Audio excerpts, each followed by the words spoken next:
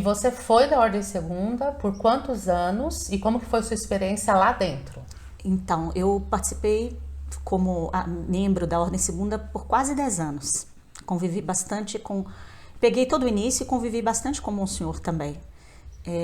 Morei numa casa, numa sede que, inclusive, ficou por alguns anos morando lá a mãe dele, a dona Anita, a mãe do Monsenhor Eu também João. morava junto nessa casa. Moramos juntas, né? Não somos amigas, como moramos muito, conhecemos bastante uma outra, né? Convivemos muito dentro dos arautos, né? E fora. E fora. Mas ele ia muito lá visitar a mãe, e a gente tinha muito convívio com ele, né? E era um carinho com a dona Anita, né? Nossa senhora, com a mãe dele é Sim. Italianona, brava. Sim. E ele, uma paciência, uma coisa assim, muito bonito, né? Muito, muito lindo, o carinho de mãe e filho ali. Também ficou inesquecível. Ele ficava alguns minutos com ela, dava atenção a ela e depois também dava atenção para nós meninas ali, e jovens que estavam ali como filhas espirituais dele, né? Mas era de uma bondade, uma paternalidade, e igual eu falei, aquele clima que criava em torno dele de desejo de santidade, de desejo de castidade, de pureza, e aquilo alimentava as nossas almas, né? E nos dava forças, né? Exatamente, forças e desejo de ser cada vez mais de Nossa Senhora, né? E assim como ele era, mas tive esse convívio com ele, muitas vezes eu precisei pedir conselho a ele, pedir para ele que auxílio de alguma outra dificuldade, um problema. Por exemplo, tenho, né, umas limitações de saúde, então eu sempre procurava, e nenhuma vez eu deixei de ter o carinho, a atenção dele, a ajuda dele. Não teve uma vez que ele não me respondeu, que ele não me auxiliou com muito carinho, com muita... Sou testemunha. Como pai, né, mesmo. E eu nunca deixei de me sentir inteiramente filha dele, né? Filha espiritual. E sempre me senti muito estimada, muito querida, muito tratada com muito respeito, muito carinho, né? Uma coisa assim, é um convívio angelical. É só quem teve essa experiência que pode, né? É difícil. Só quem viveu sabe explicar. Sabe, Quem não viveu acha que é uma coisa e não é. Só quem viveu sabe o que é. Porque explicitar é até difícil pra gente, mas é uma coisa assim. E eu deixei de me sentir filha dele inteiramente, né? E sempre me aconselhou, sempre me amparou. Na verdade, não só a minha família também. Ele já deu sempre muita assistência para meus pais, meus irmãos. Você tem 2 irmãos que participaram dos arautos, uma prima. Sim, somos 3 filhos, né? Eu tenho 2 irmãos que também eles participaram bem no início dos arautos, né? Bem no início do começo da instituição. Hoje eles são terciários. Hoje eles são terciários também, continuam assim como eu. Envolvidos. E uma prima também de primeiro grau. Beijo para vocês, viu, Rodrigo e Guilherme? E também uma prima de primeiro grau que participou, né? Que morou conosco, inclusive. Exatamente. Em uma das sedes da Ordem Segunda. Mas, então ele sempre foi para nós, para minha família e para mim pessoalmente, como um porto seguro, como um apoio, como um exemplo. Exatamente. Sempre assim, a gente tinha algum problema ou mesmo algum beco sem saída, ele era a nossa luz. Né? É isso mesmo. Era a nossa luz, a nossa solução, o nosso caminho. E então, assim, o que eu posso dizer? A melhor experiência que eu tive nos arautos, primeiro, foi a paternalidade dele, de Monsenhor João para conosco, né? Como pai espiritual, nos amparando, nos guiando, nos auxiliando, rumo à entrega total, rumo à dedicação total à Santa Igreja. Esse foi o que sobressaiu. É isso que você tem como experiência. Sobressaiu, exatamente. Agora, também, claro, convívio extraordinário com as meninas, né? Com todas.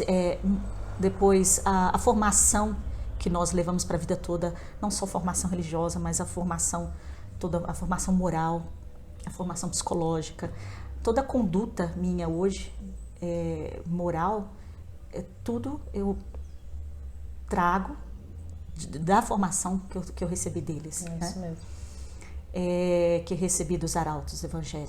Então, tudo, eu costumo dizer assim, tudo que eu tenho, se eu tenho algo de bom, é que eu herdei, eu auri do convívio nos arautos do Evangelho. Exatamente. Né? Que bonito, é isso mesmo. Isso, exatamente. E isso passaram-se aí 10 anos. Passaram-se 10 anos, até que eu fui me dando conta que a minha saúde não tinha sido feita para viver numa vida em comunidade. Sim.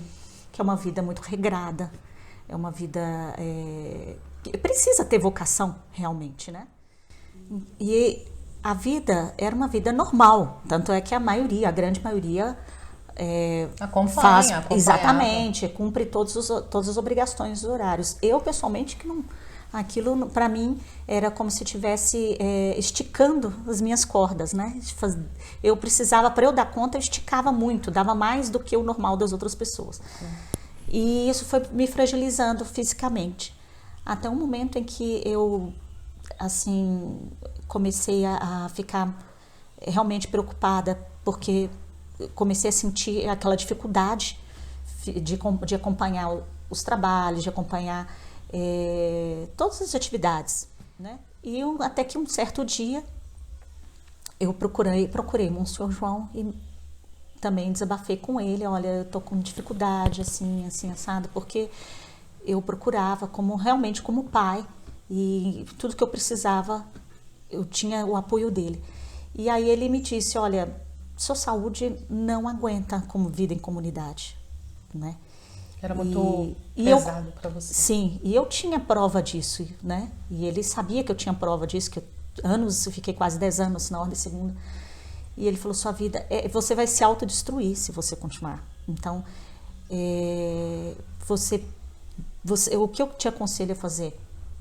Você não volte para sua família, não viva a vida em comunidade, mas se você vai continuar, não vai mudar em nada o nosso relacionamento, o nosso vínculo. Foi verdade. Você vai continuar sendo arauto do Evangelho, você vai continuar sendo minha filha espiritual. Ele falou para você não tirar o hábito. Exatamente, ele permitiu que eu saísse levando o hábito na época. O hábito né, a roupa que os arautos usam, maravilhosa. Mas eu tô querendo afirmar o seguinte, não tinha as religiosas consagradas, né? Não tinham votos na época. Não tinham votos. Eram leigas Era e só aquela... uma consagração. Exatamente, uma consagração, éramos celibatárias, né? Uhum. E já usávamos o hábito, mas ainda não tinham o simbolismo dos como é que fala? Dos juramentos, né? Exatamente. Dos votos. Dos votos. E para mim foi, não posso negar que foi um trauma a minha saída, porque eu era apaixonada, né? Eu era assim, igual eu te falei, e eu fiz da vida religiosa o meu sonho, o meu ideal. É importante você falar isso para as outras pessoas, porque houve um processo difícil aí. Sim, houve um processo difícil, mas faz parte do crescimento do ser humano, né? E hoje eu entendo perfeitamente por que Nossa Senhora permitiu que eu passasse por isso. Na verdade, eu era apaixonada pela ordem, pela vida religiosa, mas meu corpo não acompanhava. E eu tive que aceitar aquilo. Mas no início foi difícil, porque aquela desilusão. Eu era tão, como é que fala, dedicada e tão apaixonada que eu não tinha me colocado essa hipótese de sair e viver uma vida que não fosse religiosa, uma vida normal. E então, para mim houve um período difícil, um período que inclusive eu me afastei dos arautos. Me afastei assim, fisicamente, né? De afeto, de afinidade, aquilo nunca mudou. Nunca. Lá dentro de minha alma nunca mudou. Mas eu me afastei porque quando eu tinha contato com eles, eu ficava deprimida. De lembrar que eu queria tanto ter ficado, queria ter sido religiosa e não pude porque minha saúde não permitia.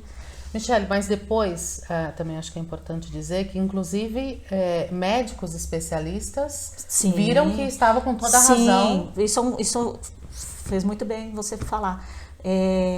isso tudo atestado e comprovado pelos médicos, né? Eu falei que o Monsenhor me chamou, falou que eu estava me autodestruindo, mas isso já estava sendo dito pelos médicos também. Eu já vinha fazendo consultas médicas, e eles já vinham, olha, você precisa de um ritmo mais assim, mais tranquilo, e naquele momento eu precisava de ter mais também, assim... Eu lembro que o Monsenhor falou assim para você, que naquele momento o que ia te ajudar era o colo de mãe. Exatamente, é isso que eu ia falar. Eu estava precisando mais daquele momento de ter o carinho da mãe por perto, de estar perto. Não que eu não tivesse carinho e estima e afeto das meninas, de Monsenhor em primeiro lugar e das meninas, mas não é a mesma coisa que mãe, né? Quando a gente está doente, óbvio. Hoje, como mãe cura a gente muito. Entende perfeitamente isso. E era necessário que eu voltasse para casa para eu ir, como é que fala? Trabalhando, absorvendo essa nova ideia. Foi muito importante, porque você amadureceu muito. Foi. E foi um processo, foi um pouco longo, não foi um processo fácil. Foi. Com o apoio da minha mãe, eu comecei a trabalhar. Eu retornei. Na verdade, eu já tinha... Sua mãe apoiou muito, sua família inteira. Foi impressionante. Eu devo muito aos meus pais, né? Sempre. Todo o apoio, todo o carinho. E ela é muito inteligente também, então quando ela foi estudar, ela logo se destacou profissionalmente. Isso foi muito bom também, te ajudou. Sim, eu já tinha completado o ensino médio, faltava o curso superior, comecei a fazer o curso superior e, assim, tudo que eu aprendi de bom, e eu levei para minha vida, tudo que eu aprendi de bom nos arautos, eu levei para minha vida profissional, para minha vida familiar e tudo mais. Isso, eu percebia que as pessoas sentiam uma diferença. Não estou querendo me vangloriar, não é nada disso. Mas assim, as pessoas sentiam diferença no modo de ser, no modo... E se encantavam. Olha, de onde você de onde que você veio, queria saber a história. Porque é raro hoje em dia as pessoas serem conduzidas pelos princípios, né? Pela bondade, pelo modo de ser puro, honesto, né? De amor a Deus e tudo mais.